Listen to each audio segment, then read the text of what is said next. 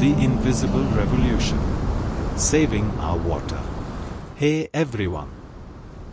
Welcome back. Today, we need to talk about the invisible crisis.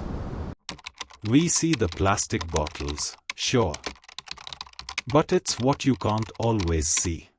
The heavy metals, the agricultural runoff, the pharmaceutical residue that's turning our waterways into toxic soups. This isn't just about saving the whales, though we definitely should. This is about the microplastics in the fish taco you had for lunch. It's about communities right here in India that can't drink from their own taps. For decades, our solution to this has been brute force. Dredging rivers, building massive, expensive chemical treatment plants. It's slow, it costs billions, and sometimes, the cleanup is just as damaging as the pollution. We are running out of time. We need a solution that is scalable, sustainable, and affordable. What if I told you the most advanced water filtration system on Earth has been right under our noses the whole time? And it's been running for 400 million years. Behold. The machine that might just save us. Phytoremediation. It's a big word, but it's actually really simple. Phyto means plant. Remediation means to remedy or fix. Phytoremediation is the process of using living plants and the microorganisms living around their roots to clean up soil, air, and most importantly, water. Instead of using harsh chemicals to fight harsh chemicals, we use biology. It's elegant. It's solar-powered. And unlike a concrete water treatment plant, it actually creates a habitat while it works. These plants aren't just surviving in dirty water. They are actively attacking the pollution. But how? How does a daisy fight toxic waste? Welcome to the rhizosphere, the root zone, the busiest workplace on the planet. Think of plant roots as a massive, incredibly selective sponge. They draw up water, and along with it, the contaminants dissolved inside.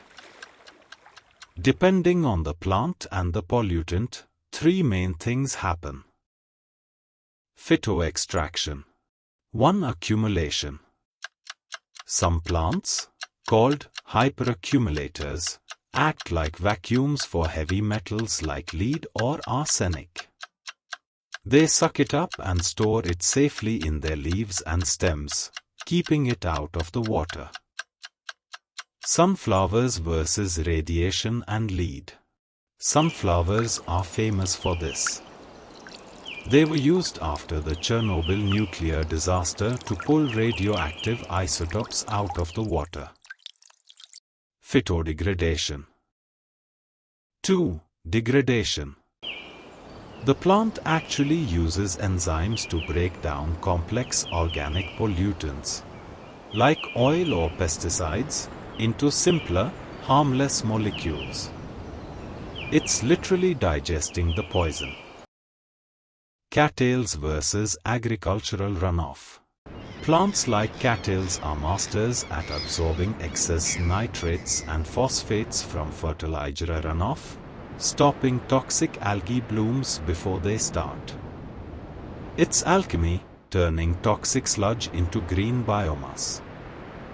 But does it work outside a controlled lab tank? Beyond the lab, real-world success. This site used to be an industrial dumping ground. The soil and groundwater were saturated with toxins. Conventional cleanup would have cost tens of millions of dollars and involved digging everything up and trucking it to a landfill. Instead, They planted thousands of specially selected trees and grasses. Expert quote, "Within 5 years, we saw contaminant levels in the groundwater drop by over 70%. The plants did the heavy lifting, and the cost was a fraction of traditional methods." This is the crucial difference. We aren't just cleaning a mess, we are restoring an ecosystem. We are turning liabilities into community assets. Parks, wildlife corridors, carbon sinks. Our green future. Phytoremediation isn't a magic bullet. It's slower than industrial methods, and it has limits on how much pollution it can handle. We still need to stop dumping trash in the first place. But scientists are currently supercharging these plants, finding ways to make them absorb more toxins faster. The future of our cities could be green belts that double as water treatment facilities. The takeaway here isn't just that plants are cool. It's a shift in mindset. For too long, we've tried to dominate nature to solve our problems. The future is about partnership. It's about realizing that in the 3.8 billion years life has existed on Earth, nature has already solved the problems we are facing. If you want to dive deeper, check out the links in the description below to organizations supporting phytoremediation projects. There are even guides down there on plants you can use in your own rain gardens to help filter runoff from your driveway. The crisis is invisible, but the solution is growing all around us.